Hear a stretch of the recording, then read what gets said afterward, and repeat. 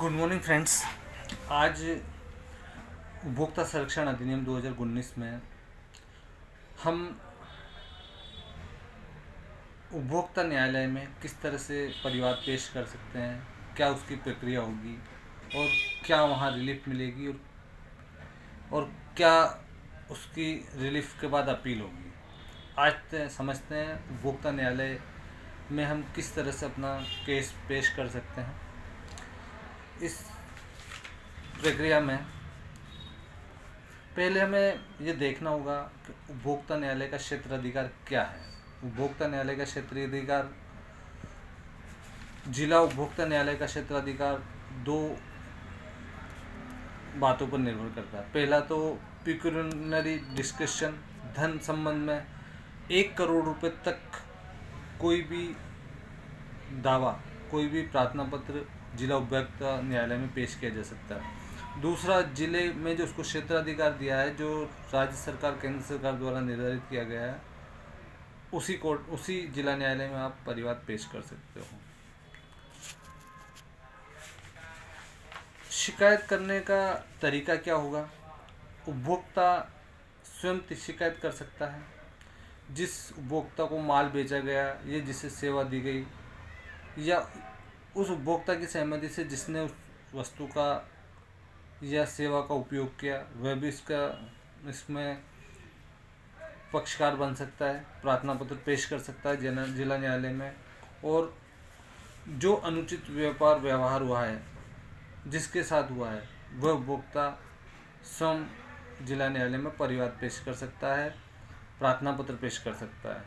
इसके अलावा कोई भी मान्यता प्राप्त उपभोक्ता संघ, चाहे उस उपभोक्ता संघ का वह उपभोक्ता जिसके साथ अन्याय हुआ है, अनुचित व्यवसाय हुआ है, वह उसका सदस्य ना भी हो, तो भी कोई भी मान्यता प्राप्त उपभोक्ता संघ जिला न्यायालय में उसकी ओर से पेश कर सकता है।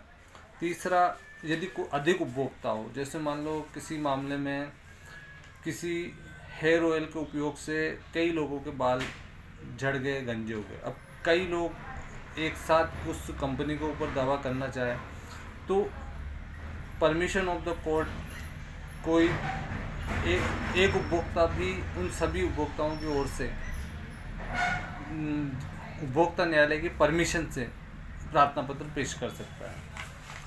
अब सेंट्रल गवर्नमेंट द्वारा भी उपभोक्ताओं की ओर से परिवाद पेश किया जा सकता है। कोई उपभोक्ता की डेथ हो गई है तो उसके वारिस या कोई नाबालिग है तो उसके संरक्षक भी प्रार्थना पत्र पेश कर सकते हैं। जिला आयोग के समक्ष कार्रवाई, अब प्रार्थना पत्र आप पेश करेंगे, उसके अंतर्गत आप उसमें प्रार्थना पत्र में आपको क्या लिखना होगा? पहला, धारा 35 के अंतर्गत दोनों पक्षकारों के नाम व मोबाइल नंबर, पता, ईमेल आईडी दोनों पक्षकारों के। दूसरा, विवाद कैसे हुआ, कब सामान खरीदा, कितने का खरीदा, क्या डिफेक्ट आया, सर्विस में क्या कमी रही, इसका तरीका।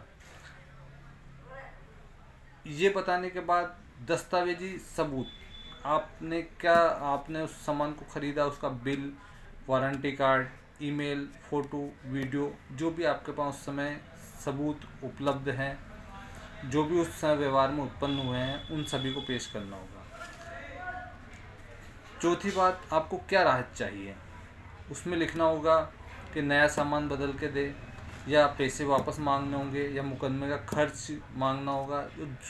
जो भी आपको मानसिक प्रताड़ना हुई है, क्षति हुई है, वह भी आप मांग सकते हैं। इस प्रार्थना पत्र के साथ एक शपथ पत्र लगेगा, एफिडेविट।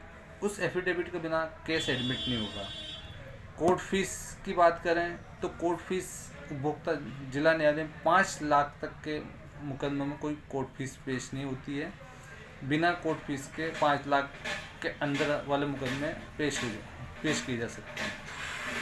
इस प्रार्थना पत्र का एक सत्यापन भी देना होगा कि हाँ जी, हमने जो भी तथ्य इस प्रार्थना पत्र में लिखे हैं वो सत्य एवं सही है।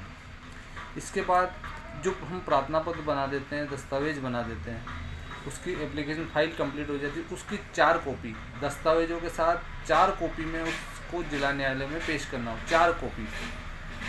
इसका कारण ये है कि एक कॉपी विपक्ष के पास जाएगी, एक फरियादी के पास रहेगी, एक न्यायालय के पास जाएगी और एक न्यायालय के सदस्यों के पास जाएगी। 4 कॉपी में उसे हमें पेश करना होगा। तीसरा, अपने को जो कंप्लेंट हम पेश कर रहे हैं वह समय अवधि में पेश करने चाहिए। 2 साल कोई भी घटना हुई है उसमें 2 साल के अंदर मतलब परिवार प्रार्थना पत्र पेश करने का समय होता है, तो 2 साल के अंदर पेश करना होगा। यदि 2 साल से ज़्यादा समय निकल गया है तो धारा 69 के अंतर्गत देरी के लिए आपको प्रार्थना पत्र पेश करना होगा। अब प्रार्थना पत्र आपका पेश हो गया, इसके बाद क्या कार्रवाई होगी? धारा 36 के अंतर्गत आयोग के समक्ष जब कोई भी उपभोक्ता की कंप्लेंट आती है तो आयोग 21 दिन में उस कंप्लेंट को एडमिट करना आयोग के लिए आवश्यक है। 21 दिन का समय आयोग तय करेगा कि ये सुनने योग्य है या नहीं। इस बात के लिए भी आयोग को उसे सुनवाई का अवसर देना पड़ेगा। एडमिसेबल आयोग उसे एडमिट मान लेता है तो एडमिट मानने के बाद नोटिस जारी होंगे जो विपक्ष के पास पेश होंगे। विपक्ष के पास जाएंगे, विपक्ष को 30 दिन का नोटिस दिया जाएगा कि कोर्ट में आके आप इस परिवाद का जवाब दें। यदि वह आ जाए तो आगे की कार्रवाई उस रूप में होगी, नहीं आता है तो एक पक्षी उसके खिलाफ आदेश कर दिया जाएगा। उसके आने के बाद जवाब प्राप्त होने के 90 दिन के अंतर्गत यदि लैब टेस्ट या कोई टेक्निकल चीज़ नहीं है जिसमें टेस्ट जांच होती है, ऐसा मामला नहीं है, तो 90 दिन के अंतर्गत आयोग को उस परिवाद का फैसला देना होगा। और लैब टेस्ट वाले मामलों में 150 दिन में उसका फैसला देना होगा।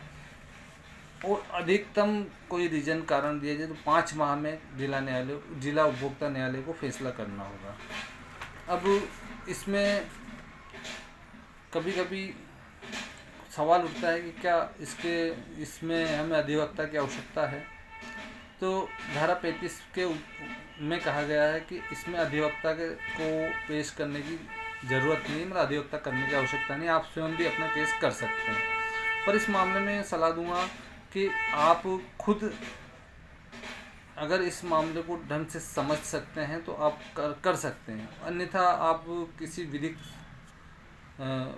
जानकारी वाले व्यक्ति से परामर्श करके उस चीज़ को देखें। ये व्यक्तिगत सलाह है, वो कानूनी रूप में आप स्वयं लड़ सकते हैं उसको। अब 90 दिन में फैसला कोर्ट देगी तो क्या फैसला देगी? सामान को ठीक करने का आदेश देगी, बदलने का आदेश देगी, पैसा वापस देने का आदेश देगी और हर्जाना भी लगाएगी। और ख़तरनाक कोई सामान है तो उसे बंद करने का आदेश देगी। कोई भ्रामक विज्ञापन हो रहा है तो उसे स्टे करेगी। खर्च जो भी आपका उस परिवाद में हुआ है उसके लिए आदेश देगी। और आदेश न्यायालय में बहुमत से पारित होगा। एक अध्यक्ष और 2 सदस्य इसमें होते हैं, वो दोनों को उससे होगा। और 1 माह में कोर्ट को फैसला सुनाना होगा। अब कोर्ट फैसला सुना देती है तो अगर आपको आपके चाहे अनुसार